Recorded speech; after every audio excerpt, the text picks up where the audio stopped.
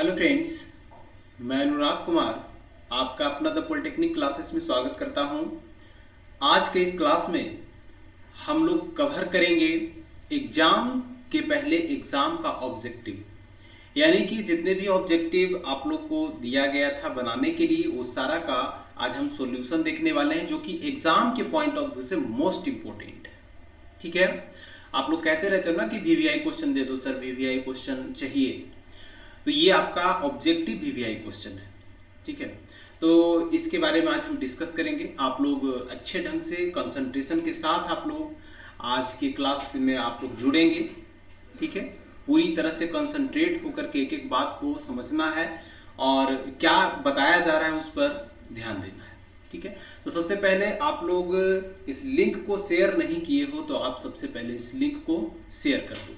ठीक है, और यदि आपको द पॉलिटेक्निक क्लासेस के यूट्यूब चैनल से आप लोग को हेल्प मिल रहा है, बहुत ज़्यादा हेल्प मिल रहा है, तो एक छोटी सी रिक्वेस्ट है कि आप लोग सबसे पहले इस सेशन को लाइक कर दें, इस चैनल को सब्सक्राइब कर लें, ताकि आगे की अपडेट्स आप लोग को मिलते रहे और जो भी अपडेट आएंगे वो मोस्ट इंपॉर्टेंट अपडेट्स होंगे जो आप लोग के लिए बहुत ज़्यादा हेल्पफुल होगा।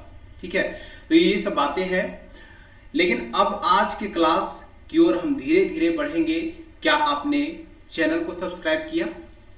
यदि नहीं किया तो सब्सक्राइब करें, और इस सेशन को शेयर नहीं किया तो सबसे पहले आप इस सेशन को शेयर कर दें। आप लोग का मैं ज़्यादा समय नहीं लूँगा क्योंकि मेजरमेंट में बहुत कम समय दिया गया। ठीक है, और कम इसको नहीं कहेंगे क्योंकि सिलेबस मेजरमेंट का खास करके मैं बताना चाहूँगा कि बहुत टाइम पहले इसको कंप्लीट कर दिया गया था, लेकिन बहुत सारे स्टूडेंट अभी भी कॉल कर रहे हैं और ये बता रहे हैं कि सर ये कंप्लीट नहीं हो पाया, सही से कंप्लीट नहीं किया। तो ये आप लोग की गड़बड़ी है, आप लोग की ये लापरवाही का ये नतीजा है कि आप इस स्टेज पे हो। जब एक एक लेक्चर को मैं शूट कर रहा था, एक एक लेक्चर को मैं आप लोग को प्रोवाइड कर रहा था, तो उस लेक्चर में एक एक बात को मैं बता रहा था कि भाई मेजरमेंट जितना हल्के वे में, इतने ईजी वे में मैं पढ़ा रहा हूं, उतने ईजी वे में ये पेपर है नहीं।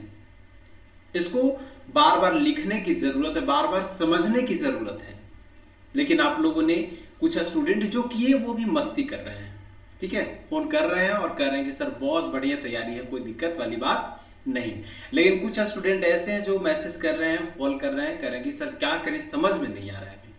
तो अब ये पूरा का पूरा थ्योरेटिकल पेपर है, इसलिए इसको नजरअंदाज एकदम नहीं किया जा सकता है। ठीक है, अच्छे से पढ़ें, मोस्ट इंपॉर्टेंट टॉपिक्स मैं दूंगा, वैसे नहीं ये मत सोचना कि मैं नहीं दूंगा, मैं दूंगा, लेकिन आपका एग्जाम से पहले एग्जाम का जो जो दिया गया था आप लोग को क्वेश्चन, वही समझ लो कि मोस्ट इंपॉर्टेंट वीवीआई क्वेश्चन है। ठीक है, और उसी पर मेहनत ज्यादा से ज्यादा करें। वैसे मैं लास्ट समय में आपका ये सॉल्यूशन जब खत्म होगा तो आज के डेट में मैं प्रयास करूंगा कि आपका वीवीआई क्वेश्चन आपके ग्रुप में मैं भेज दूं, आपको सेंड कर दूं। ठीक है, तो आप लोग को पैनिक नहीं होना है, एकदम टेंशन 1% नहीं लेना है, क्योंकि टेंशन लेने से कुछ होगा नहीं बाबू। क्योंकि टेंशन अगर आप लेते हो इस समय में, तो जो कुछ आपके माइंड में ऑलरेडी स्टोर किया हुआ डेटा है वो भी निकल जाएगा। दूसरी बात, टेंशन से आप फ्री रहते हैं तो जो कंटेंट आपके माइंड में है वो तो रहेगा, साथ में जो जिसको जितना बटोरना है आप बटोर सकते हैं, आप उसको कवर कर सकते हैं, एग्जाम आपका बेहतर जाएगा। ठीक है, तो ये सारी बातें हैं जो कि मैंने आप लोग को बताया कि किस तरह से तैयारी करनी है अब के समय में जो बच गया है टाइम। ठीक है, और अब चलिए हम सेशन को स्टार्ट करते हैं, और बिल्कुल एक एक बात को बिल्कुल अच्छे ढंग से समझते हुए चलना है कि क्या कह रहा है, किस तरह से सवाल को लगाते हैं हम एग्जाम में। ठीक है, तो बहुत सारे कंटेंट को मैं डील कर चुका हूँ। ठीक है, आपके लेक्चर्स में मिल चुके हैं, तो आज ज्यादा एनालिसिस, फुल एनालिसिस मैं नहीं दूंगा, क्योंकि आप लोग बेहतर समझदार हैं और आप लोग के पास भी समय कम है। तो चलिए हम सवाल नंबर 1 पे बढ़ते हैं। सभी लोग कमेंट जरूर करते चलेंगे कि इसका जवाब क्या होगा, ताकि उससे आप लोग को आइडिया, ये आकलन मिलेगा कि हमारी तैयारी क्या है, कितनी तैयारी अभी तक हो पाई है, क्या क्या मेहनत और करना पड़ेगा। बात समझ में आ रही है ना? हाँ, तो चलिए, अब तक जो लोग जुड़ गए हैं, good evening to all of you, आप सभी को। तो चलिए सवाल नंबर 1 पे बढ़ते हैं। सवाल नंबर 1 आपका क्या कह रहा है, जरा ध्यान से पढ़िएगा। सवाल नंबर 1 क्या दिया है the difference between the true value and measured value is called, यानी कि ट्रू वैल्यू और मेजर्ड वैल्यू के डिफरेंस को क्या कहते हैं। पहला ऑप्शन जो बनाया है वो ऑप्शन आपका दिया है क्या, तो ऑप्शन दिया है आपका, सबसे पहला ऑप्शन दिया है करेक्शन, दूसरा दिया है आपका एक्यूरेसी, तीसरा दिया है आपका सेंसिटिविटी और चौथा दिया है आपका प्रिसीजन। देखो बाबू, इस केस में जो डिफरेंस का बात कर रहा है, किसका किसका डिफरेंस, द ट्रू वैल्यू का डिफरेंस, ट्रू वैल्यू के साथ किसका डिफरेंस करेंगे, तो मेजर्ड वैल्यू। मेजर्ड वैल्यू क्या है, तो मेजर्ड वैल्यू हमारे पास ये है। अगर ये दोनों के बीच में अगर हम सब्ट्रैक्शन करते हैं यानी कि डिफरेंस करते हैं तो क्या आता है। पहला चीज तो आप लोग के माइंड में चल रहा होगा एक्यूरेसी होगा सर, पहला माइंड में चल रहा होगा कि सर एक्यूरेसी होना चाहिए इसका, ठीक है।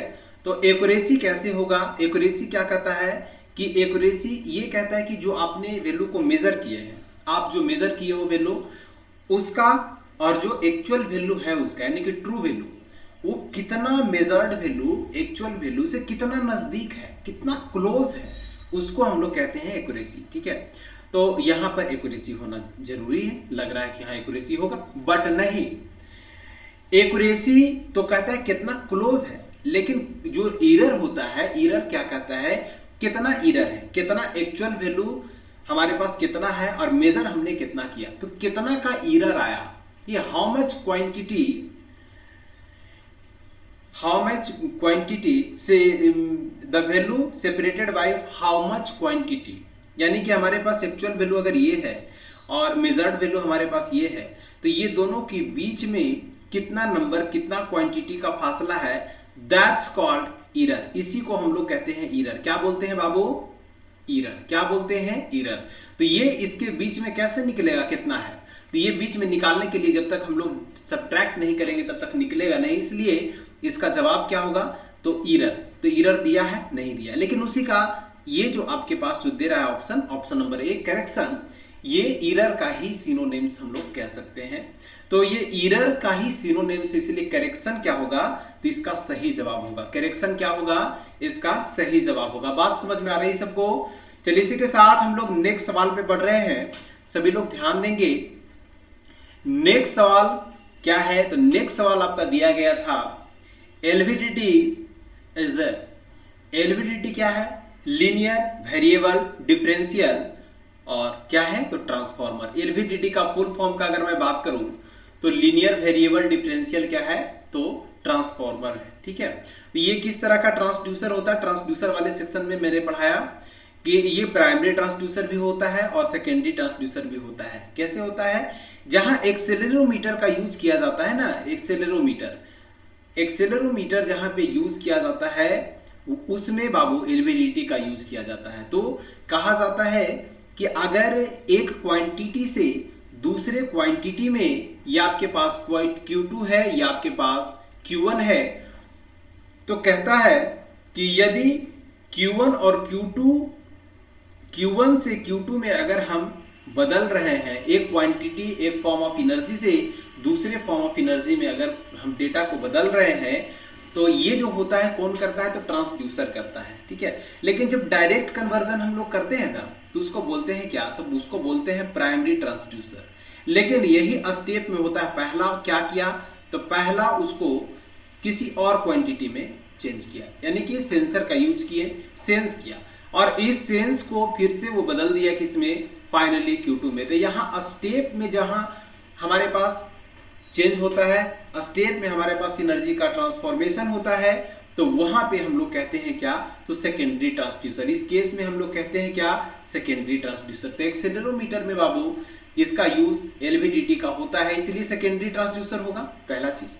दूसरा प्राइमरी ट्रांसड्यूसर भी होगा दोनों के केस में, क्योंकि यहाँ पे लीनियर डिस्प्लेसमेंट जो होता है, लीनियर डिस्प्लेसमेंट उसी को बदलता है बाबू, किसमें, तो उसी को बदलता है इलेक्ट्रिकल क्वांटिटी में। तो ये प्राइमरी ट्रांसड्यूसर का रूप में हम लोग इसका यूज करते हैं, जबकि एक्सेलेरोमीटर के अंदर सेकेंडरी ट्रांसड्यूसर के जैसा ये बिहेव करता है, इसका यूज हम लोग करते हैं। तो देखिएगा यहाँ पे दोनों सही इसका जवाब है।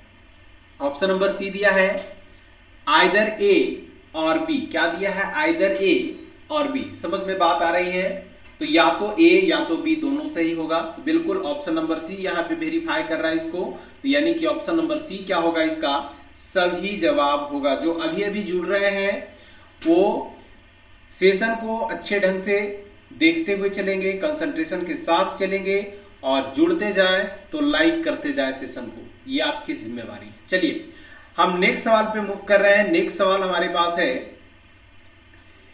Wire bonded strain gauge. एक स्ट्रेन गेज ही एक प्रकार का होता है, ठीक है। तो ये वायर बॉन्डेड स्ट्रेन गेज जो दिया है, इसमें क्या दिया है, the change in resistance under strained condition. Strained condition कहने का मतलब कि जब स्ट्रेन फोर्स हम अप्लाई किए हुए हैं तब जो है इसमें वायर बॉन्डेड स्ट्रेन गेज में जो रेसिस्टेंस में जो वेरिएशन आएगा, रेसिस्टेंस में जो बदलेगा, रेसिस्टेंस में जो चेंज होगा, वो किस किस पर डिपेंड करेगा, ठीक है। Condition is mainly on account of, इसका मतलब वही हुआ किस किस पर डिपेंड करेगा बाबू। तो पहला दिया चेंज इन डायमीटर, दूसरा दिया है change in length of wire, तीसरा दिया है बोथ ए एंड बी, और चौथा दिया है बाबू नन ऑफ दिस। आर बराबर हम बताए थे क्या, आर बराबर क्या होता है, तो रो इंटू एल अपॉन ए, यही चीज बताए थे ना। तो यहां पर रो क्या होता है, तो ये इसको हम लोग कह सकते हैं रेजिस्टिविटी, ठीक है। जो कि जो मटेरियल है उसका बिहेवियर, उसका कैरेक्टरिस्टिक्स पर, उसके गुण पर, उसके प्रॉपर्टी पे ये बाबू डिपेंड करता है, ठीक है। लेंथ क्या है, तो लेंथ ऑफ कंडक्टर वायर क्या है, लेंथ ऑफ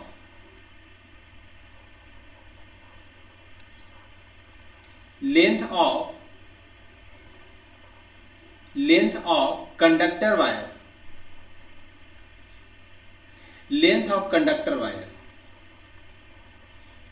और आपके पास ए क्या है, तो ए जो है आपके पास वो एरिया ऑफ, यानी कि क्रॉस सेक्शनल एरिया, यानी कि अगर मैं एक वायर को मैं बनाऊं मेटेलिक वायर, ठीक है, तो बाबू इसका जो लंबाई होगा ना, आप देख लो इसका लंबाई जो यहां से यहां तक का जो लंबाई होगा इसी को बोलते हैं एल, और इसका क्रॉस सेक्शनल एरिया जो होता है इसको बोलते हैं ए।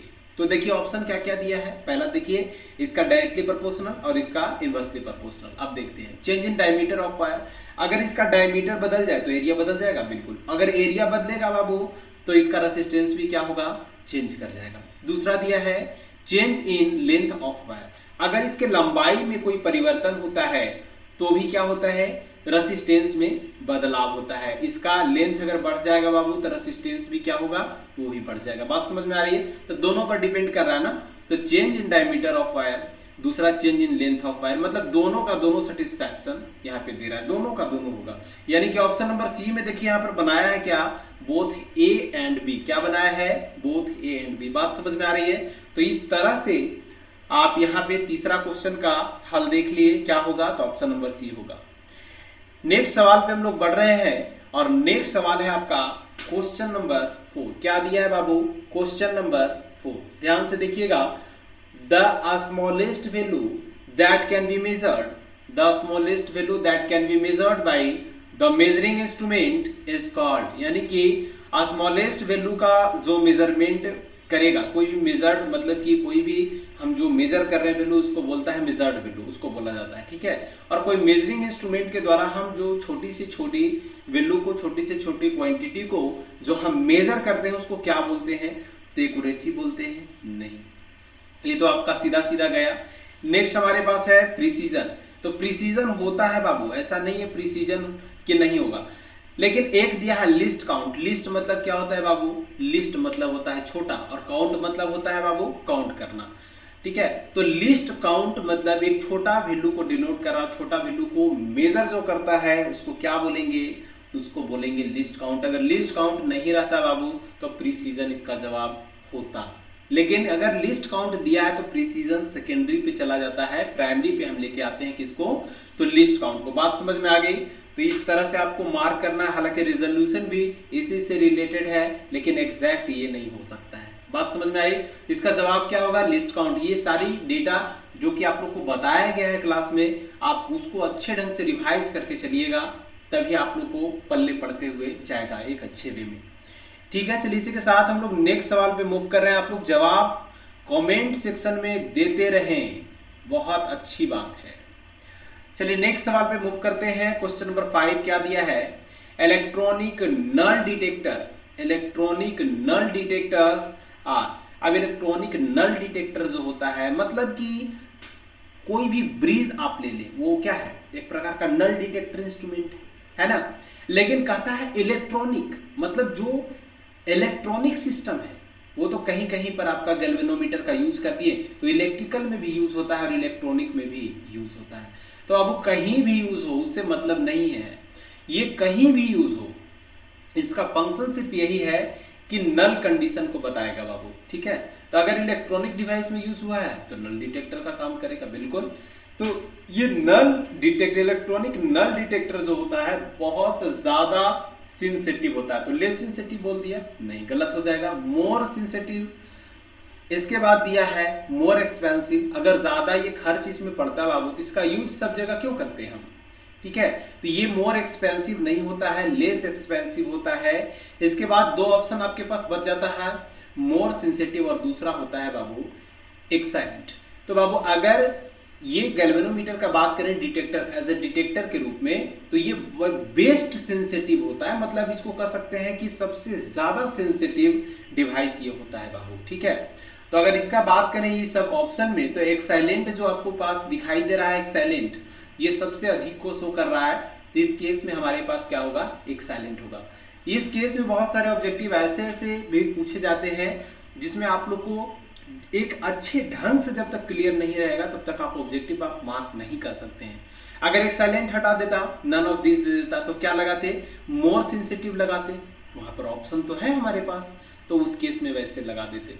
लेकिन बाबू अगर मोर सेंसिटिव के साथ में अगर एक्साइलेंट दे दिया तो एक्साइलेंट ही हम लगाएंगे, इस बात का आप लोग जरूर ध्यान देंगे और जरूर इसको केयर करते हुए चलेंगे, ठीक है। चलिए इसी के साथ हम लोग नेक्स्ट सवाल पे बढ़ रहे हैं, सभी लोग ध्यान देते हुए चलेंगे। नेक्स्ट सवाल हमारे पास जो है वो क्या है, question number 6। A potentiometer is basically a, potentiometer जो होता है आपके पास, पोटेंशियोमीटर में दो तरह का हम पढ़ाए थे, एक तो हमारे पास डीसी क्रॉम्पटन्स टाइप्स, ठीक है, और एक बेसिक वाला पढ़ाए थे, दो को पढ़ाए थे, एक स्लाइड वायर, एक डीसी क्रॉम्पटन्स, दो को पढ़ाए थे। तो दोनों में बाबू हम लोग जो यूज कर रहे थे नल टाइप इंस्ट्रूमेंट का यूज कर रहे थे, है ना। ये तो आप लोग को बात क्लियर हुई होगी, जब आप लोग रिवीजन किए होंगे तो आप लोग को, जो स्टूडेंट रिवीजन करके आए हैं उनको बहुत मजा आ रहा होगा, वो मार के देखिए निकलते जा रहे हैं, ठीक है। तो यहाँ पे potentiometer is basically deflection type, बिल्कुल होगा।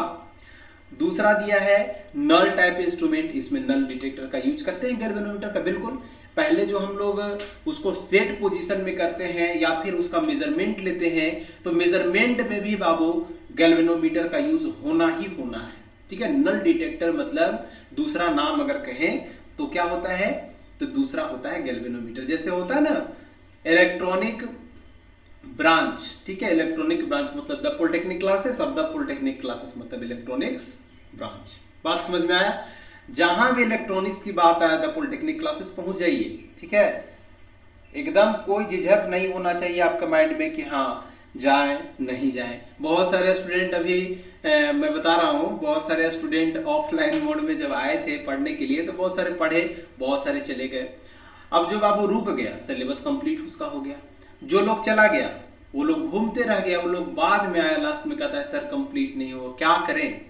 तो हम लोग भी क्या कर सकते हैं बाबू, पहली बात इतना कम समय दिया, इतना कम समय में भी हम लोग अच्छा प्रयास किए और कंप्लीट किए सिलेबस। सबसे बड़ी बात ये है, अदर कोचिंग का मैं बात नहीं करूंगा कि क्या कर रहे हैं क्या नहीं कर रहे हैं।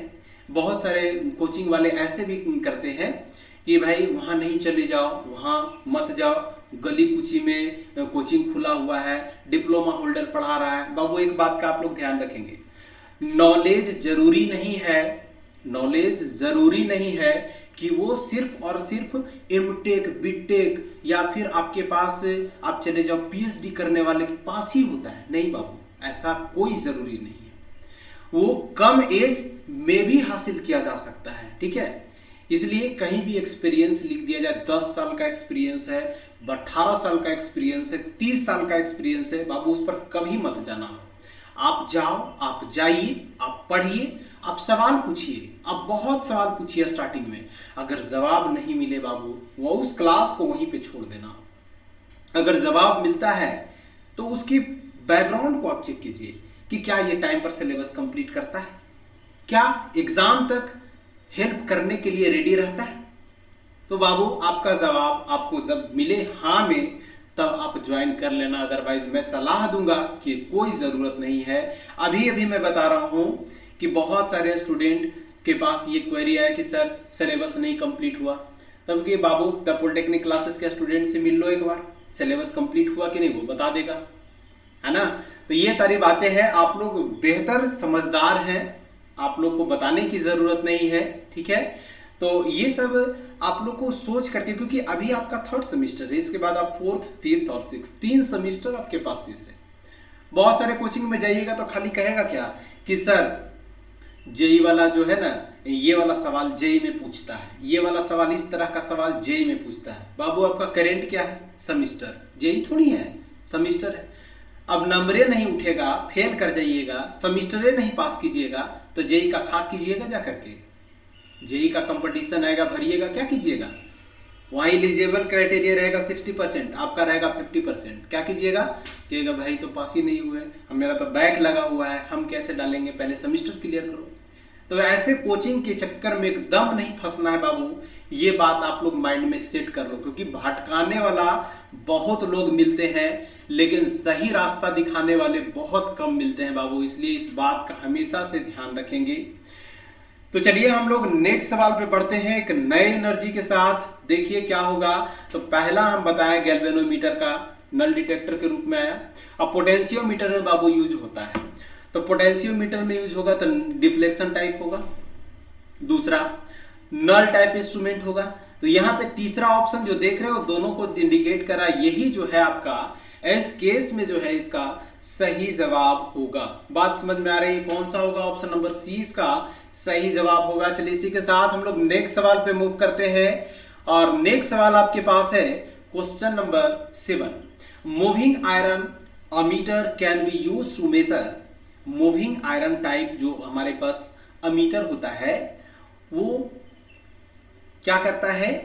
Can be use to measure, जिसका यूज करके हम लोग मेजर कर सकते हैं। तो किसको किसको मेजर करेगा बाबू?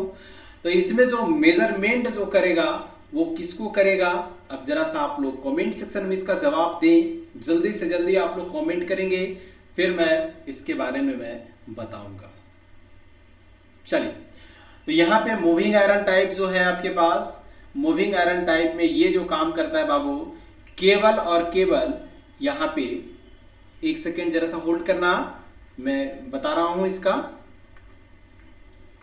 इसका जो जवाब होगा ये जो होगा वो दोनों का दोनों होगा बाबू। ये एसी और डीसी दोनों होगा। कौन सा होगा? एसी और डीसी दोनों होगा बाबू। क्या होगा? एसी और डीसी। बात समझ में आ रही है? चलिए इसी के साथ हम लोग नेक्स्ट सवाल पे बढ़ते हैं और नेक्स्ट सवाल आपके पास है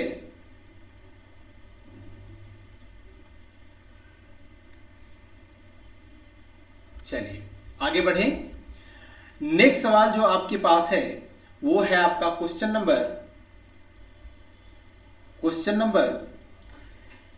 8। क्वेश्चन नंबर 8 पर सभी लोग ध्यान देंगे। रुक जाओ यार। क्वेश्चन नंबर 8 सभी लोग ध्यान देंगे। A Wheatstone bridge can not be used for precision, जिसका यूज हम लोग प्रिसाइज मेजरमेंट के लिए नहीं करते हैं। तो अब आप लोग समझदार हैं, जल्दी से इसमें मार्क करिए तो ऑप्शन की क्या होगा, ठीक है। और इसके आगे भी दिया है जिसको मैं रीड कर देता हूं। Precision measurements because error are introduced into it on account of. सबसे पहला जो दिया है, सभी लोग अब ध्यान देंगे, व्हीट स्टोन ब्रिज का यूज हम लोग जगह जगह पे, बहुत जगह पे हम लोग इसका यूज करते हैं, ठीक है।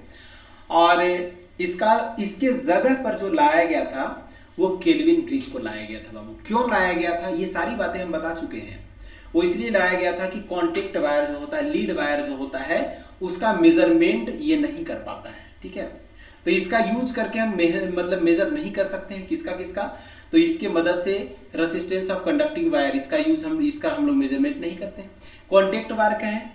Conducting wire, contacting wire, conducting wire, कुछ भी कहे, कॉन्टेक्ट रेसिस्टेंस कहे, सब एक ही बात है। और दो ऑप्शन अगर आपके पास मैच कर जाए एग्जाम में और ऑल ऑफ द अबव रहे तो आंख बंद करके आप ऑल ऑफ द अबव मार के आप निकल जाना, ठीक है। कोई सोचने वाली बात नहीं है, क्योंकि कोई कोई ऑप्शन ऐसा रहेगा जो आपको घुमाने का ट्राई करेगा, घुमाने का प्रयास करेगा, तो इसमें आप लोग को नहीं फंसना है बाबू, ठीक है। इसमें क्या करना है, इसमें नहीं फंसना है।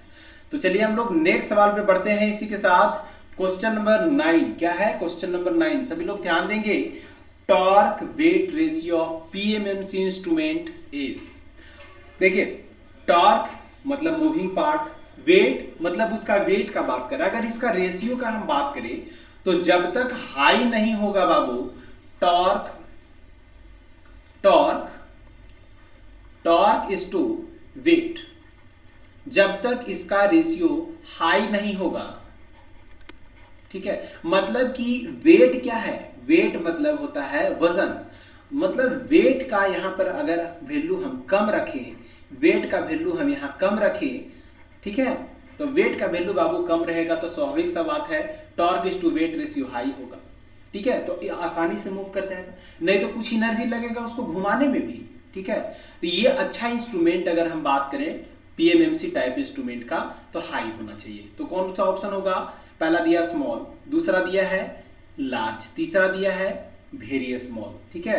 तो यहां पर ये दोनों देखो स्मॉल वाला है, क्या हो जाएगा, कट जाएगा, दोनों छट जाएगा, बाकी बच क्या गया लार्ज, क्या होगा लार्ज, क्या होना चाहिए लार्ज, बोलो क्या होना चाहिए लार्ज, कमेंट करो क्या होना चाहिए लार्ज। बात समझ में आई। तो चलिए इसी के साथ हम लोग नेक्स्ट सवाल पे बढ़ रहे हैं। ये सब बातें बिल्कुल आपको याद होनी चाहिए, अगर आपको याद है, ठीक है, जो थ्योरी में बताया गया है तो ये सब इजीली मार्क करके आप लोग निकल जाओगे। चलो अब हम लोग बढ़ते हैं नेक्स्ट सवाल की ओर। क्वेश्चन नंबर 10, क्वेश्चन नंबर 10 सभी लोग रीड करेंगे।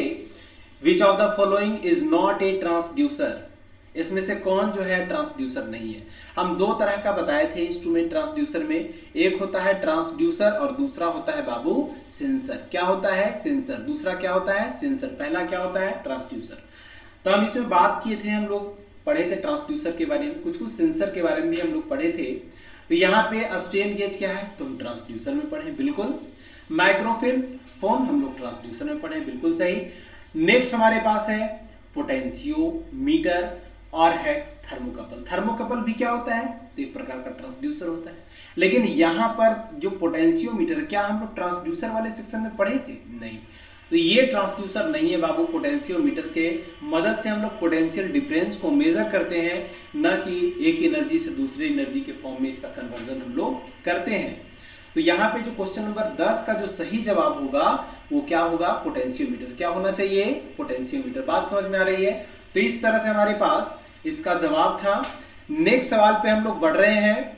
नेक्स्ट सवाल क्या है तो नेक्स्ट सवाल आपके पास है क्वेश्चन नंबर 11। क्वेश्चन नंबर 11 सभी लोग ध्यान से पढ़ेंगे, क्योंकि ये जो डेवलपमेंट हुआ था, कैसे कैसे ब्रिज बनाया गया था, कब ब्रिज आया था, ब्रिज का फंक्शन क्या था, काम क्या था, ये सारी बातें पे हम लोग जिक्र कर चुके हैं, डिस्कस कर चुके हैं बाबू, ठीक है। तो यहाँ पे अब हम लोग पढ़ते हैं क्या तो Maxwell's inductance capacitance bridge is used for the measurement of inductance. तो ये क्वाइल यानी कि कोई भी इंडक्टर का जो क्वाइल होता है उसका जो फैक्टर यानी कि उसका जो स्टोर करने का फैक्टर कहें या फिर क्वालिटी फैक्टर कहें, दोनों बात सेम है, आपको बताया गया है इसके बारे में। तो क्यू फैक्टर को बात करें, क्यू मतलब क्वाइल का जो फैक्टर है उसका बात किया जा रहा है, ठीक है। तो किसका होगा, ठीक है, किसके वैल्यू के मेजरमेंट के लिए, low value of Q coils का मेजरमेंट करने के लिए, या फिर उसके मीडियम वैल्यू को मेजरमेंट करने के लिए, या उसके हाई वैल्यू को मेजर करने के लिए किसका यूज किया जाता है, ठीक है। तो इसमें जो हम बताए थे वो क्या बताए थे, जरा सा कमेंट करके बताएंगे आप लोग। क्या लो के लिए होगा, क्या हाई के लिए होगा, क्या मीडियम के लिए होगा, क्या लो एंड मीडियम के लिए होगा। तो अब इसका जवाब सिर्फ और सिर्फ आएगा किसके लिए यूज करते हैं तो हम इसका यूज करते हैं मीडियम क्यू क्वाइल्स। किसके लिए करते हैं medium value of quality factor of coils के लिए हम लोग इसका यूज करते हैं। ये सारी बातें आप लोग को थ्योरी में बताई गई, लेकिन अब जो स्टूडेंट पढ़े ही नहीं तो टीचर भी क्या कर सकता है ये बात बताओ। चलो नेक्स्ट सवाल पे बढ़ें। ये सब आप लोग मैच करते हुए चलोगे, ठीक है, अच्छे ढंग से। चलिए नेक्स्ट हमारे पास है, क्या दिया है, what is the approximate input impedance of a CRO. What is the approximate input impedance of a CRO. CRO का अप्रोक्सीमेट इनपुट इम्पिडेंस कितना होना चाहिए बाबू। ठीक है, कितना होगा जल्दी से बताओ सभी लोग, कमेंट करके सभी लोग जल्दी से जल्दी बताएंगे क्या होगा इसका। तुका कोई नहीं लगाएंगे, ठीक है। चलिए, तो इसका जो इनपुट इम्पिडेंस सीआरओ का होता है बाबू वो हाई होता है, ठीक है। तो हाई में, अब हाई में देखना है, पहला ओम दिया है, दूसरा क्या दिया है, दूसरा में भी ओम दिया है, लेकिन ये 10 ओम दिया है, ये 100 ओम दिया है, ये 100 किलो ओम दिया है, ये 100 मेगा ओम दिया है। सबसे हाईएस्ट कौन सा है बाबू, तो ये है। कई बार ऑप्शन में बदल देता है, मेगा ओम को हटा देता है, इसके जगह पर नन ऑफ दिस बना देगा, या फिर कोई और डेटा दे देगा। तो उसमें से क्या करेंगे आप लोग, हाईएस्ट वाला वैल्यू को सेलेक्ट करके आप लोग मार्क करके निकल जाएंगे। बात समझ में आ गई। लेकिन अगर एग्जैक्ट वैल्यू का मैं बात करूं, अप्रोक्सीमेट वैल्यू का, तो वो कितना होता है, वो होता है आपका 1 मेगा ओम। कितना होता है बाबू, 1 मेगा ओम। बात समझ में आ रही है सबको। चलिए इसी के साथ हम लोग नेक्स्ट सवाल पे बढ़ते हैं। और नेक्स्ट सवाल हमारे पास क्या है, तो नेक्स्ट सवाल है question number 13। Question number 13, standardisation of potentiometers is done in order that they become. देखो, एक होता है स्टैंडर्ड करने की प्रोसेस, और उसी को कहते हैं क्या, स्टैंडर्डाइजेशन। मतलब स्टैंडर्ड करने का प्रोसेस है। यानी कि कोई भी इंस्ट्रूमेंट के द्वारा जब हम मेजरमेंट लेते हैं, हम बताए थे ये बात, तो जब मेजरमेंट लेते हैं ना किसी भी इंस्ट्रूमेंट के द्वारा, तो पहले उसको सेट करते हैं, उसको बैलेंस करते हैं, जिसको बोलते हैं कैलिब्रेशन प्रोसेस। जिसको क्या बोलते हैं, कैलिब्रेशन प्रोसेस। जैसे कि आप कोई भी जनरल दुकान में आप चले जाओ, जहाँ किराना स्टोर में चले जाओ, और वहाँ जाने के बाद कोई भी सामान आप लोगे ना, तो वहाँ देखोगे कुछ बटखारा वाला में ऊपर में बांधा हुआ रहता है। अब तो सब आ गया, डिजिटल आ गया, लेकिन पहले वाला मैं बात कर रहा हूँ, तो कुछ बांधा हुआ रहता है। मतलब क्या था कि एक तरफ जो झुकता हुआ जो रहता था, उसको बराबर करने के लिए उसको बांधा जाता था। तो उस प्रोसेस को कहा जाता था, जिस कंडीशन में वो किसी भी ऑब्जेक्ट को माप तौल सकता है, उस कंडीशन को बाबू कहा जाता है क्या, तो उस कंडीशन को कहा जाता है आपका बैलेंस कंडीशन। और इस कंडीशन को लाने के लिए जो प्रोसेस होता है उसको बोलते हैं या तो कैलिब्रेशन, या तो बोलते हैं स्टैंडर्डाइजेशन। बात समझ में आ गई। तो यहां पर बाबू ये पूछ रहा है, standardization of potentiometer is done in order that they become. क्या करता है, अगर स्टैंडर्डाइजेशन हो गया तो क्या करेगा, वो एक्यूरेट रिजल्ट देगा। बात सही है। दूसरा, प्रिसाइज देगा। ये कोई जरूरी नहीं है, ठीक है, ये कोई जरूरी नहीं कि वो प्रिसाइज देगा। पहले वाला इंस्ट्रूमेंट ले लो, क्या प्रिसाइज देगा, नहीं, तो एक्यूरेट तो होगा। लेकिन तीसरा आप देखिए, तीसरा एक्यूरेट एंड डायरेक्ट रीडिंग, लेकिन चौथा में एक्यूरेट एंड प्रिसाइज दे दिया। तो प्रिसाइज वाला तो ऑप्शन पहले ही हम छाड़ देंगे बाबू। तो प्रिसाइज वाला होगा क्या, नहीं होगा। तो प्रिसाइज वाला नहीं होगा तो ये कट गया, प्रिसाइज वाला ये कट गया, बच क्या गया, एक्यूरेट वाला 2 गो। तो एक्यूरेट एंड डायरेक्ट रीडिंग, इसके द्वारा हम डायरेक्ट हम मेजरमेंट करते हैं जब स्टैंडर्डाइजेशन होता है। जब पोटेंशियोमीटर में बार बार हम स्टैंडर्डाइजेशन का बात कर रहे थे, ठीक है, सेट कंडीशन का बात कर रहे थे, तो उसमें हम डायरेक्ट रीडिंग ले रहे थे ना मेजरमेंट के बाद। तो इसका क्या होगा जवाब, इसका सी ऑप्शन सही जवाब होगा। बात समझ में आ रही है। चलिए इसी के साथ हम लोग नेक्स्ट सवाल पे बढ़ रहे हैं। सभी लोग ध्यान देंगे, पूरी तरह से कंसंट्रेशन के साथ आप लोग पढ़ते रहो और आगे बढ़ते रहो। कदम कदम बढ़ाए जा, खुशी के गीत गाए जा, है ना, एकदम उसी लेवल में चलते जाना है। बस ये नहीं कि दुख के गीत गाते जाओ, नहीं, ऐसा नहीं करना है। क्या करना है, कदम कदम बढ़ाए जा, खुशी के गीत गाए जा, और मेहनत करके उस बुलंदियों तक पहुंचता जा। ठीक है। नेक्स्ट हमारे पास सवाल क्या है, नेक्स्ट सवाल है हमारे पास question number 14। The fixed coil of dynamometer type instrument is called. अब देखो ये एनर्जी, ये डायनेमोमीटर जहां आया, आपके पास 2 तरह का पढ़ना था, है ना। एक तो आपके पास पढ़ना था डायनेमोमीटर, एक ही पढ़ना था डायनेमोमीटर, और उसमें इंस्ट्रूमेंट में दिया था क्या, एनर्जी टाइप, ठीक है, वाट मीटर जिसको बोल रहे थे। तो एक देखो बाबू, मैग्नेट देखो एगो यहाँ इस तरह से लगा हुआ था, जो पढ़े हैं उनको आइडिया लग गया होगा तुरंत। और एक यहाँ पर था बाबू, था ना, हम रफली बना रहे हैं, सभी लोग कॉन्सेंट्रेट करना।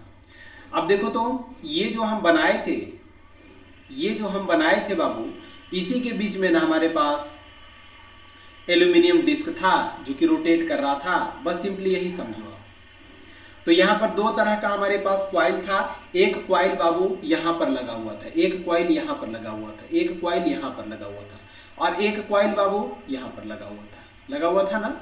इसको बोल रहे थे क्या, करेंट क्वाइल। तो क्या इसको फिक्स हम रखे हुए थे? ऐसा तो कुछ था नहीं, ठीक है। इसको हम लोग फिक्स करके रखे हुए थे, ठीक है। तो जब इसको हम लोग फिक्स करके रखे हुए थे तो इसको हम, इस क्वाइल को क्या बोल रहे थे? तो इस क्वाइल को बोल रहे थे बाबू प्रेशर क्वाइल, ठीक है। ये प्रेशर जनरेट करता है इसको घुमाने के लिए। एडी करंट इसमें प्रोड्यूस होने के लिए प्रेशर जनरेट करता है, और इसीलिए इसको प्रेशर क्वाइल के नाम से भी हम लोग जानते हैं। तो क्या होगा बाबू, प्रेशर क्वाइल। कौन सा ऑप्शन इसका सही होगा? Pressure coil. करंट क्वाइल किसको बोलते हैं, जल्दी से बताओ, कमेंट करके जल्दी से बताओगे आप लोग। करंट क्वाइल किसको बोलते हैं? करंट क्वाइल किसको बोलते हैं? जल्दी से आप लोग मैसेज करके बताओगे। तो करंट क्वाइल बाबू हम ही बता देते हैं, चलिए आप लोग मिला लीजिएगा। करंट क्वाइल इसको बोलते हैं, ठीक है। करंट क्वाइल, करंट क्वाइल इसको बोलते हैं। किसको बोलते हैं? Current coil.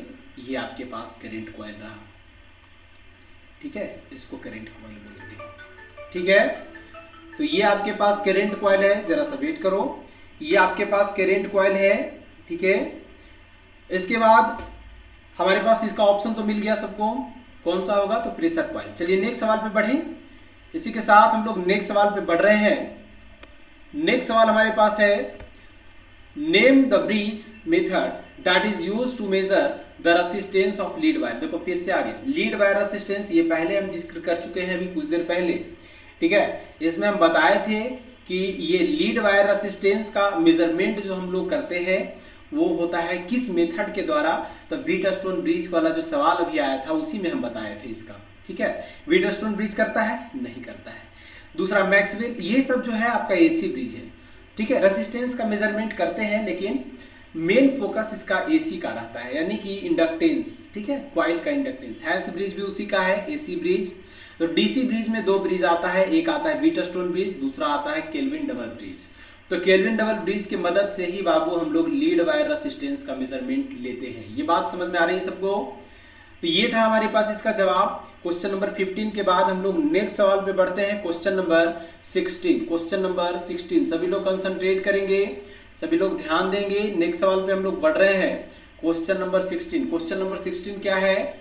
The principle of operation of LVDT is based on variation. यानी कि बाबू ये किस प्रिंसिपल पे वर्क करता है? आप लोग को ये बातें अब आप लोग ऑप्शन से छाट सकते हो। पहला दिया है, क्या दिया है? तो पहला दिया है आपके पास सेल्फ इंडक्टेंस, दूसरा दिया है म्यूचुअल इंडक्टेंस, तीसरा दिया है रिलक्टेंस, चौथा दिया है परमियंस। तो बाबू दो तरह का यहाँ पर हमारे पास इंडक्टेंस उत्पन्न होता है, एक होता है सेल्फ और दूसरा म्यूचुअल। लेकिन एलवीडीटी का अगर बात करें तो एलवीडीटी में बाबू म्यूचुअल होता है। क्यों?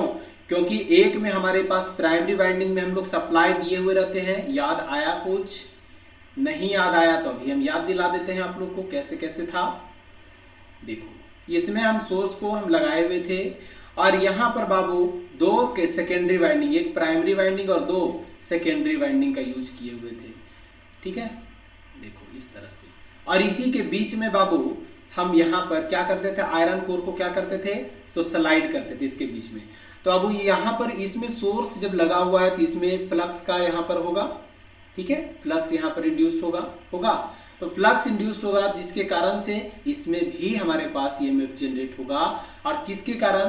तो इसमें फ्लक्स इंड्यूस्ड होने के कारण इसमें इंड्यूस्ड हो रहा है ना, इसलिए इसको बोलते हैं म्यूचुअल इंडक्टेंस, ठीक है, परस्पर, ठीक है। पता नहीं हिंदी में क्या बोलते हैं इसको, लेकिन इंग्लिश में बोलते हैं बाबू इसको इंडक्टेंस, ठीक है।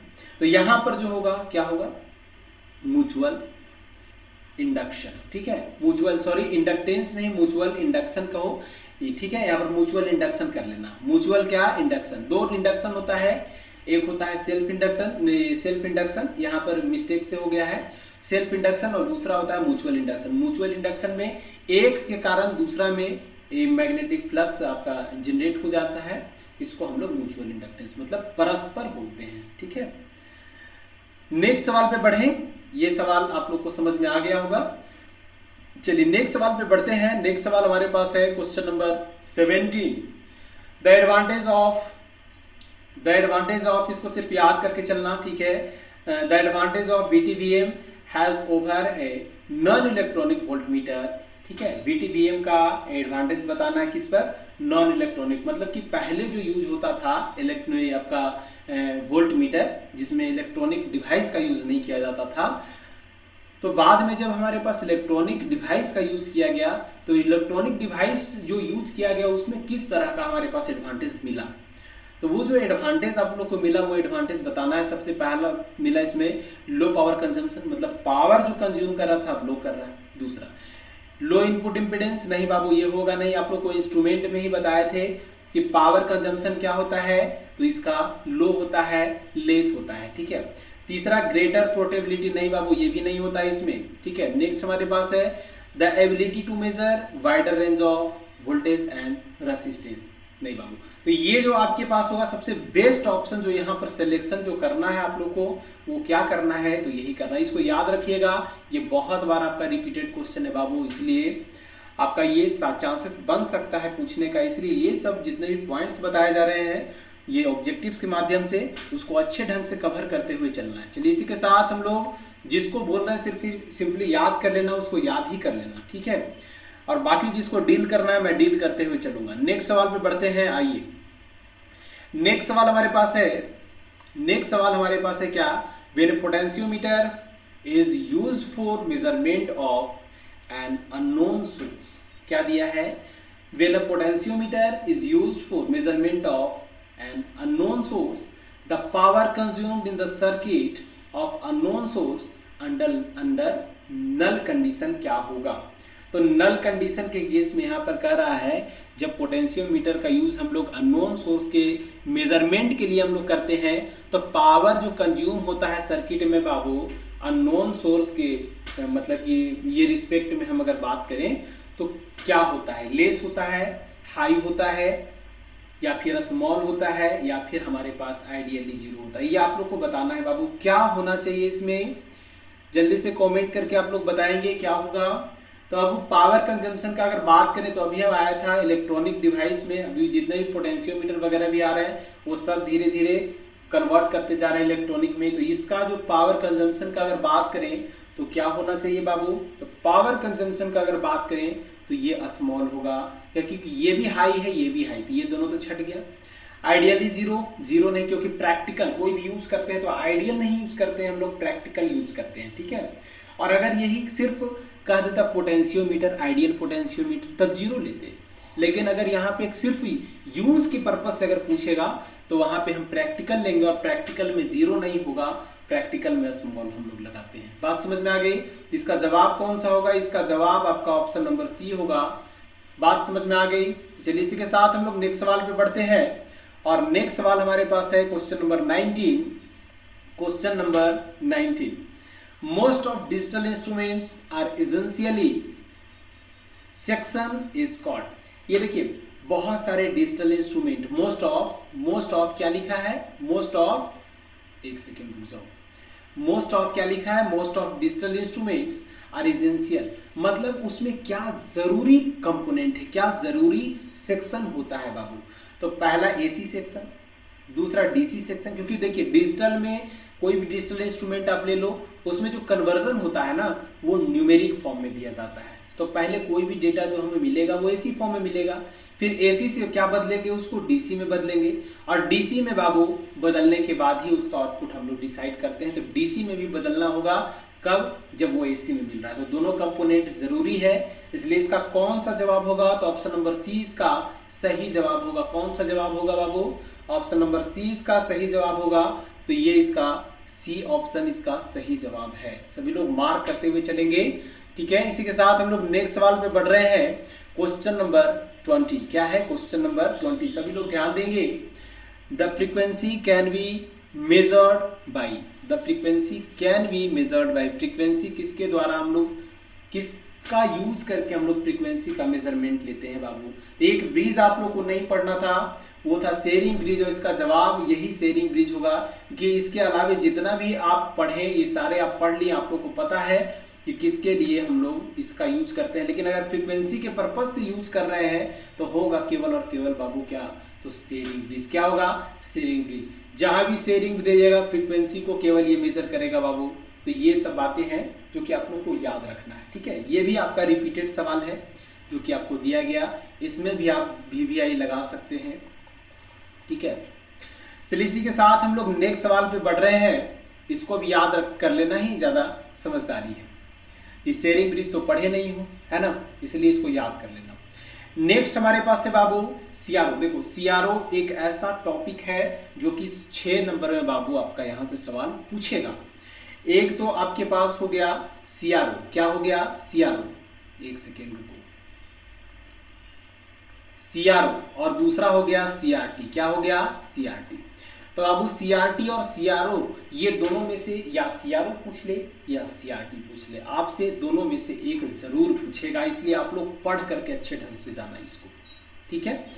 फिलहाल मैं यहाँ आता हूँ कि क्या कर रहा है इन CRO, which of the following is not a part of electron gun.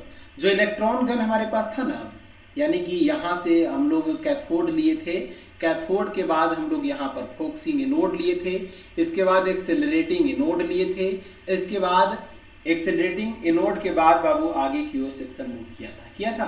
तो इलेक्ट्रॉन जो यहाँ से निकला, इलेक्ट्रॉन जो यहाँ से निकला और इस तरह से आगे बढ़ रहा है, तो इलेक्ट्रॉन गन का बात बोल रहा है ना, मतलब गन से कोई भी पिस्टल से अगर आप कोई भी बंदूक से आप छोड़ते हैं, आप गोली को चलाते हैं, ठीक है, तो गोली का रफ्तार बाबू बहुत तेज होता है। यानी कि इलेक्ट्रॉन गन कह रहा था, इलेक्ट्रॉन जो निकलेगा उस गन से उसका भी रफ्तार बहुत ज़्यादा हो, वेलोसिटी क्या होगा, बहुत ज़्यादा होगा। और बहुत ज़्यादा जब वेलोसिटी होगा तो उसमें कौन कौन सा कंपोनेंट है जो उसके स्पीड को बढ़ाने में हेल्प करता है। तो पहला तो हो गया कैथोड, यानी कि ये वाला ऑप्शन सही होगा। दूसरा हो गया फोकसिंग एनोड, यानी कि ग्रिड जिसको बोल सकते हैं, तो ये भी है, चलो बढ़िया बात है। नेक्स्ट हमारे पास यहाँ एक्सेलरेट, मतलब जब तक एक्सेलरेशन नहीं देंगे बाबू उसका स्पीड बढ़ेगा ही नहीं, और जब स्पीड नहीं बढ़ेगा तो फिर काहे का गन, उससे स्पीड ही नहीं निकल रहा है, इलेक्ट्रॉन्स का स्पीड ज़्यादा हुआ ही नहीं, तो गन काहे का, फिर गन होगा नहीं। तो इसीलिए एक्सेलरेटिंग एनोड भी इसका होगा। तो ये सब पार्ट है इलेक्ट्रॉन गन का, लेकिन XY प्लेट्स जो है ये पार्ट नहीं है। आप लोग को वीडियो में मैं बेहतरीन ढंग से इसके बारे में बताया हूँ, ठीक है, चाहे ऑफलाइन बच्चे हो चाहे ऑनलाइन बच्चे हो, दोनों को प्रॉपर ढंग से बताएं कि यहाँ पे इलेक्ट्रॉन गन में कौन कौन सा सेक्शन होगा। तो क्या होगा इसका जवाब, इसका जवाब C होगा। बात समझ में आ रही है सबको। तो चलिए इसी के साथ हम लोग नेक्स्ट सवाल पे बढ़ रहे हैं, सभी लोग ध्यान देंगे। नेक्स्ट सवाल हमारे पास है क्वेश्चन नंबर, नेक्स्ट सवाल, एक सेकेंड रुक जाओ। नेक्स्ट सवाल हमारे पास जो है क्वेश्चन नंबर 22 बाबू, इसके बाद मात्र 8 सवाल और है, इसको लगा करके, इसलिए आप लोग वेट कर लो थोड़ा सा, ठीक है, और बढ़िया से कवर करते हुए चलो। तो ये हमारे पास Q meter is use to measure, Q meter use हम लोग करते हैं किसको मेजर करने के लिए, ठीक है। इसका पर्पस क्या था, तो सबसे पहला पर्पस था बाबू किसी भी इंडक्टर क्वाइल का, किसी भी चौक का क्या करता था ये, तो इसका क्वालिटी को मेजर करता था। लेकिन इसके साथ ही साथ अगर इफेक्टिव रेसिस्टेंस का अगर हम बात करें तो उसको भी बाबू, ये तो पर्पस था इसका ना, इसका मेजर करना, लेकिन इफेक्टिव रेसिस्टेंस को भी मेजर करता है, क्यू मीटर के द्वारा किया जाता है, ठीक है। तो इसका ऑप्शन दोनों को मिला करके हमारे पास क्या होगा, C होगा इसका सही जवाब। बात समझ में आ रही है। क्यू मीटर का यूज हम लोग दोनों के लिए करते हैं, Q factor of an inductive coil, दूसरा है ओनली द इफेक्टिव रेसिस्टेंस। बात समझ में आई। तो इस तरह से हमारे पास इसका दोनों ऑप्शन सही होगा, यानी कि ऑप्शन नंबर C इसका सही जवाब होगा। अब आप लोग मिला लेना कि आप लोग कितना बनाए थे, कितना सही था, क्या था, ठीक है। तो अभी आप लोग को आइडिया लग जाएगा। अब हम लोग इसी के साथ नेक्स्ट सवाल पे बढ़ रहे हैं, नेक्स्ट सवाल पे बढ़ रहे हैं, सभी लोग ध्यान देंगे। नेक्स्ट सवाल हमारे पास है क्वेश्चन नंबर 23। क्वेश्चन नंबर 23 में दिया है, a VTVM is never used to measure. VTVM मतलब इसका फुल फॉर्म अगर मैं बात करूं तो इसका होता है V stands for vacuum, T stands for tube, V stands for VTVM मतलब सीधा समझ ले vacuum tube, V stands for volt meter, VM मतलब वोल्ट मीटर ले रहा है, ठीक है। तो VTVM का जहां फुल फॉर्म का बात किया जाए वहां आप लगा करके आओगे क्या, वैक्यूम ट्यूब वोल्ट मीटर। ये भी आपका एक प्रकार का इलेक्ट्रॉनिक वोल्ट मीटर होता है बाबू, ठीक है। तो ये बातें हैं। तो इसमें बाबू किसका किसका मेजरमेंट करते हैं? वोल्ट मीटर है तो वोल्टेज का मेजरमेंट होगा, बिल्कुल होगा जी। अब जहां वोल्टेज का मेजरमेंट होगा बाबू वहां रेजिस्टेंस का भी मेजरमेंट होगा, ठीक है।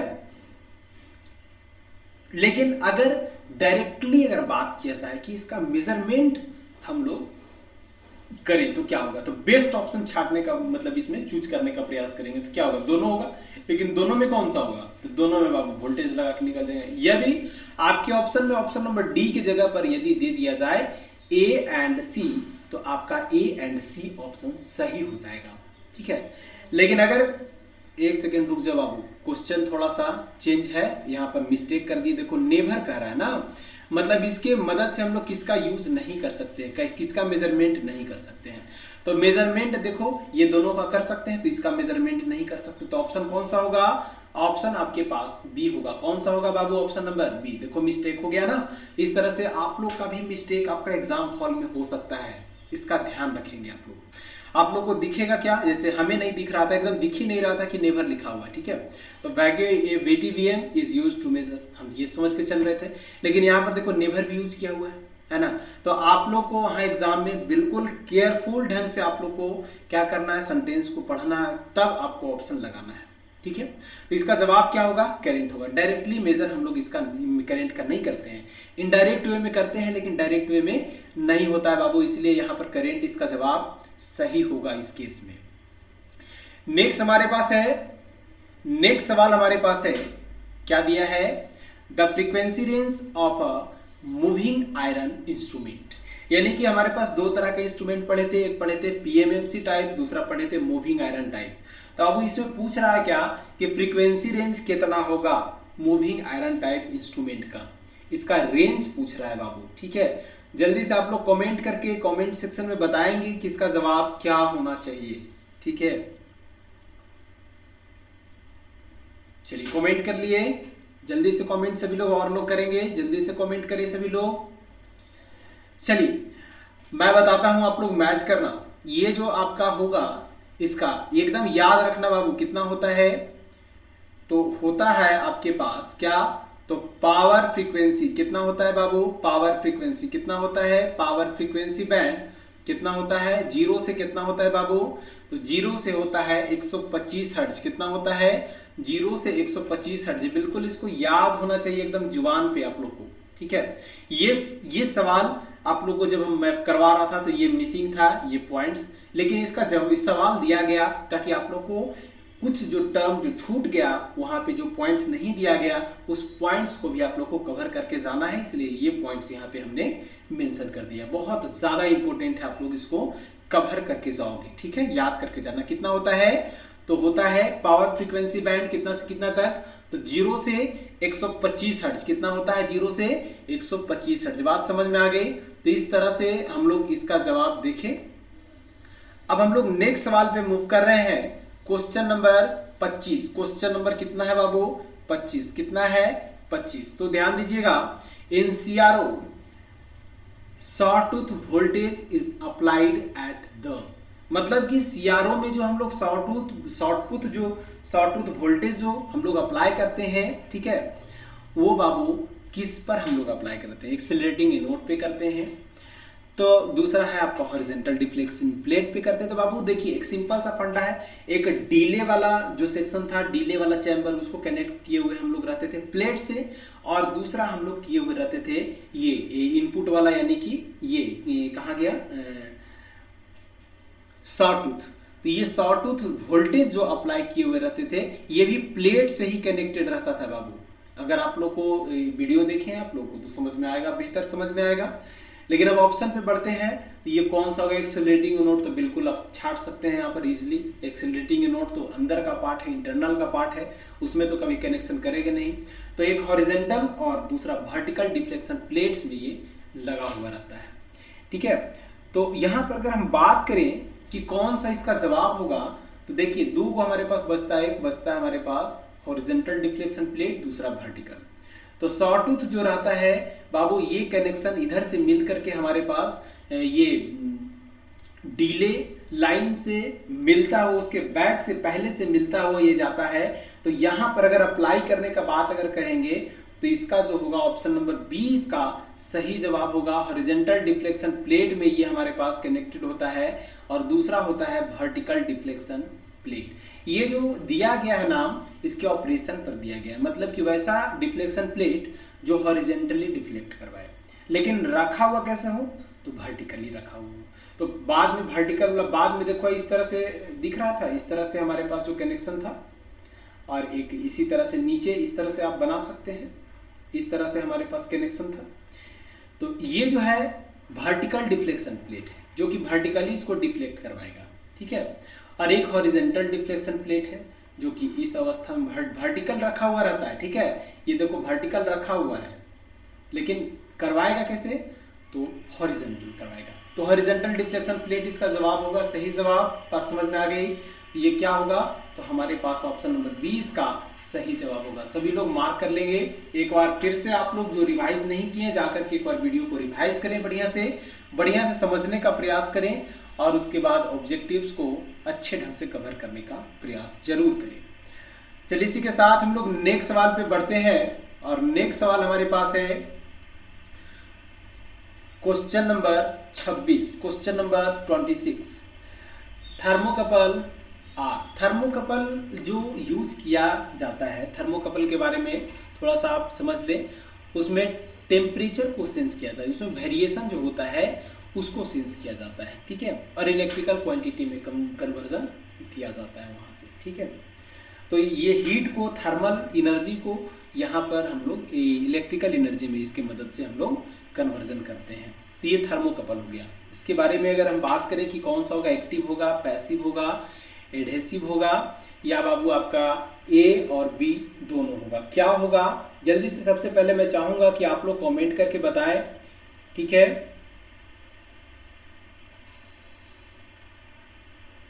चलिए, तो बाबू हम एक्टिव डिवाइस में हम क्या बताए थे, एक्टिव ट्रांसड्यूसर में हम यही बताए थे ना। एक्टिव ट्रांसड्यूसर में हम बताए थे जिसमें एक्सटर्नल सोर्स लगा हुआ रहेगा, सॉरी नहीं लगा हुआ रहेगा, और जिसमें लगा हुआ रहेगा मतलब कि उसको एक्टिव किया जा रहा है, तो पैसिव होगा। पैसिव डिवाइस में एक्सटर्नल सोर्स लगा हुआ रहता है, एक्टिव डिवाइस में एक्सटर्नल सोर्स नहीं लगा हुआ रहता है बाबू, ठीक है। तो एक्टिव में नहीं लगा हुआ रहता, पैसिव में लगा, क्यों, क्योंकि ये ऑलरेडी पहले से एक्टिव है, काम करने के लिए पहले से तैयार है। और ये काम करने के लिए तैयार नहीं है तो कुछ पैसा कुछ खर्च करना पड़ेगा ना। अब जो काम करवाना है जिससे आपको, वो तैयार नहीं है, तो क्या करते हैं, क्या ऐसा करते हैं कि चलो इतना ये काम कर लो, उसके बाद आपको हम ये खिला देंगे, ठीक है, आपको इतना पैसे दे देंगे, इस काम को करने के बदले इतना पैसा मैं दे दूंगा, ठीक है। तो उसको एक्टिव किया जाता है। मतलब कि अगर सर्किट में अगर बात करें तो एक्टिव में ऑलरेडी पहले से एक्टिव है, पैसिव में एक्टिव बनाना पड़ेगा, एक्टिव बनाने के लिए एक्सटर्नल सोर्स लगाना पड़ेगा, ठीक है। तो थर्मोकपल में क्या लगा हुआ है, आप लोग पढ़े, आप लोग को पता होगा, आप लोग बताइए। तो बाबू इसमें जो लगा हुआ है पक्का इसमें सोर्स लगा हुआ रहता है, तो यहां पर जो होगा पैसिव होगा, उसमें लगा करके रखते हैं ना वो सेक्शन में। आप एक बार इस सेक्शन को भी देख लीजिएगा, ये भी आपका थर्मोकपल आपका एग्जाम के पॉइंट ऑफ व्यू से मोस्ट इंपोर्टेंट है, इसलिए इसको भी नजरअंदाज मत करना, इसको देख लेना। क्या होगा इसका जवाब, पैसिव होगा। नेक्स्ट सवाल पे बढ़ रहे हैं, सभी लोग ध्यान देना, नेक्स्ट सवाल पे बढ़ रहे हैं। नेक्स्ट है हमारे पास क्वेश्चन नंबर 27 क्वेश्चन नंबर 27, सभी लोग ध्यान देंगे। थर्मिस्टर है, देखो इसमें कुछ बताने वाला बात ही नहीं है। थर्मिस्टर थर्मल प्लस रजिस्टर, ठीक है, थर्मल प्लस रजिस्टर मतलब कि ये टेम्परेचर को क्या करता है, तो टेम्परेचर को बदलता है बाबू, टेम्परेचर को बदलता है, किस में बदलता है, तो टेम्परेचर को बदलता है इलेक्ट्रिकल क्वांटिटी में, मतलब कि चेंज इन रेजिस्टेंस में। अगर इसका टेम्परेचर में परिवर्तन यहाँ होगा तो इसमें रेजिस्टेंस भी परिवर्तन होगा। लेकिन ये कैसा होता है, क्या एनटीसी होता है, क्या पीटीसी होता है, ये बातें हम बताएं। एनटीसी मतलब negative temperature coefficient of resistance, और पीटीसी मतलब positive temperature coefficient of resistance. तो बाबू ये जो होता है एनटीसी होता है, मतलब कि ऑप्शन नंबर सी इसका सही जवाब होगा, negative temperature coefficient of resistance. मतलब कि बाबू टेम्परेचर बढ़ेगा तो रेजिस्टेंस घटेगा, और टेम्परेचर घटेगा तो रेजिस्टेंस बढ़ेगा। बात समझ में आया, इसका ठीक अपोजिट काम करता है। तो इसका जवाब कौन सा होगा, सी। चलिए इसी के साथ हम लोग नेक्स्ट सवाल पे बढ़ते हैं। ये सब कुछ सवाल ज्यादा देखने लायक है नहीं, ये सब आप लोग खुद से मार्क कर सकते हो, नेक्स्ट हमारे पास क्वेश्चन नंबर 28। क्वेश्चन नंबर 28 क्या दिया है? The Lissajous pattern obtained on CRO is use to determine, इसके मदद से हम लोग डिटरमाइन करने के लिए हम लोग करते हैं क्या? तो क्या क्या हो सकता है? तो इसमें हमारे पास ये सीआरओ का बात हो रहा है, तो हम सिंपली इसमें हम लगा सकते हैं क्या? तो फेज शिफ्ट और फ्रीक्वेंसी। इसमें अलग अलग फ्रीक्वेंसी पे उसका अलग अलग फेज शिफ्ट क्या होगा। और इसी में बाबू हम देखते थे कि कभी हमारे पास इस तरह से इलिप्टिकल शेप बनता था, कभी कभी हमारे पास सर्कुलर बन जाता था, सर्किल बन जाता था। तो कैसे होता था? फेज शिफ्ट के कारण होता था। और एनर्जी दैट मीन्स फ्रीक्वेंसी पर, किस किस फ्रीक्वेंसी पे, बात समझ में आ रही? तो इसमें जब भी पूछेगा लिसेजियस पैटर्न के बारे में तो क्या होगा? फेज शिफ्ट और फ्रीक्वेंसी, इसके मदद से हम लोग ये डिटरमाइन करते हैं। ठीक है। और एक बात मैं बताना चाहूँगी, सीआरओ में मैं जो प्रॉब्लम्स वगैरह में जो करवाया था उसमें क्या क्या था? तो एम्पलीट्यूड था, दूसरा फेज शिफ्ट था, तीसरा था फ्रीक्वेंसी, ये सारी था। तो वहां से भी आप लगा सकते हो। नेक्स्ट हम बढ़े।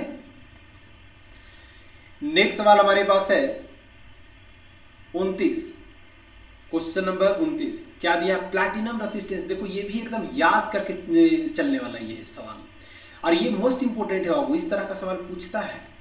Platinum resistance thermometer, platinum resistance thermometer can be used up to, मतलब कि कितना होगा बाबू, कितना डिग्री सेंटीग्रेड के लिए हम लोग इसका यूज करते हैं। तो इसमें सभी लोग मार्क कर लीजिएगा कि प्लैटिनम के लिए बाबू जो हम लोग यूज करते हैं वो यूज होता है कितना? तो 200 होता है। कितना? 200 होता है बाबू। कितना होता है? 200 होता है। ये बात आप लोग ध्यान में रखेंगे। ठीक है। तो इसी के साथ हम लोग नेक्स्ट सवाल पे बढ़ते हैं। ये सब याद रखने वाली है पॉइंट्स। एक लास्ट है बाबू, Lissajous pattern on the screen is a circle. Circle कब होगा? Frequency of two signals are, अगर फ्रीक्वेंसी दोनों का क्या होगा? सेम होगा, इक्वल होगा, अनइक्वल होगा, जीरो होगा या इंफिनिटी होगा। अब दोनों के केस में अगर जब तक इक्वल नहीं हो जाए, ये सारा हम फेज डिफरेंस निकाल करके उसमें शो करके हम लोग एक टेबल बनाए थे, और टेबल में हम लोग समझे थे कि कैसे कैसे होता है। तो बाबू इस केस में क्या लगवाए थे? इक्वल लगवाए थे। तो इक्वल लगा दो, एकदम आंख बंद करके लगा दो, कोई दिक्कत नहीं है। ठीक है। अलग अलग 60 डिग्री पे क्या होगा, 30 डिग्री पे क्या होगा, कौन से क्वाड्रेंट में जाएगा, ये सारी कहानी आप लोग को बता दी गई थी। तो ये हमारे पास 30 का 30 ऑब्जेक्टिव जो कि हम लोग आज के क्लास में हम लोग देखे और इसको कवर किए। अब हम ये कहना चाहेंगे कि आप लोग से जो भी समय आपके पास अब शेष बच गया है उसमें आपको फोकस मेनली करना है, ज़्यादातर फोकस जिनकी तैयारी नहीं के बराबर है, पहला यूनिट कर लेना, ब्रीज पढ़ लेना। उसके बाद आपका यूनिट 5 में आप पढ़ लेना, सीआरओ सीआरटी पढ़ लेना, पूछेगा बाबू पक्का। यूनिट 6 में आपका ट्रांसड्यूसर पढ़ लेना। इतना सेक्शन आज के आज आप कवर कर लो। बाकी नेक्स्ट डे में आपका यूनिट 2 पढ़ लेना, यूनिट 3 पढ़ लेना। ठीक है। यूनिट 3 के बाद यूनिट 4 पढ़ लेना, आपका सारा कवर हो जाएगा, क्योंकि ये सब मोस्ट इंपोर्टेंट है और आपका वो सब भी मोस्ट इंपोर्टेंट है। ठीक है। तो अगर मैं वीवीआई का मैं बात करूं तो सिंपली मैं बता रहा हूं आप लोगों को, जिनको कवर करना है वो सुन लें। पहला यूनिट, यूनिट 1, दूसरा आप देख ली यूनिट 3, इससे पूछेगा बाबू यूनिट 3 से। यूनिट 1 हो गया, यूनिट 3 हो गया, इसके बाद आप ले ले यूनिट तीसरा है ना,